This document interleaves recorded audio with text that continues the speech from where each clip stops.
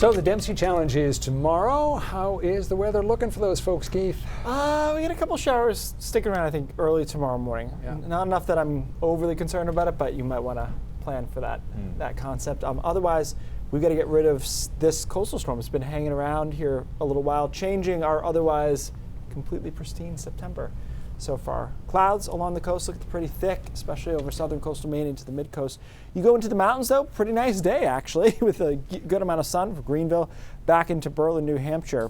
So with these clouds, we have some showers, too. They haven't all been connecting with the coastline, but you look up into Bar Harbor, a couple of showers there. Would love to hear from you as to whether or not this is actually hitting the ground, because the radar echo doesn't 100% translate sometimes. These showers drifting their way towards York and southern Cumberland County. It looks like they'll connect in just a few hours into some more consistent shower activity.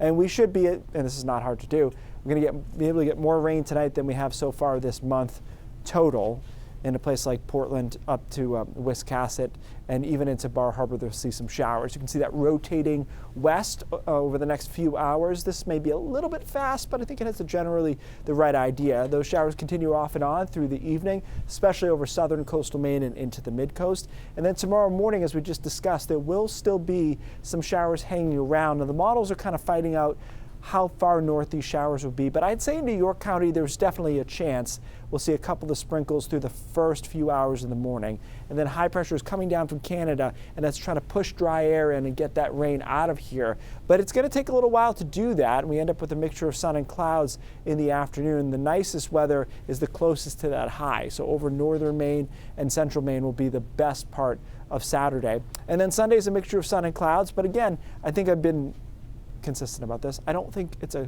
very sunny weekend. It's not overcast, but it's not as pristine as we've been seeing recently. Temperatures in the mid-60s there, and then we do clear out for Monday and Tuesday of next week, which look good. So that low is kind of stubborn. High pressure comes down and pushes it away. Sunday, Monday, Tuesday, and then the models disagree on what happens after that, and the stakes are not super high, but there's some importance to it because we are now officially in a drought along the coastline. So what happens late next week will have some bearing on that.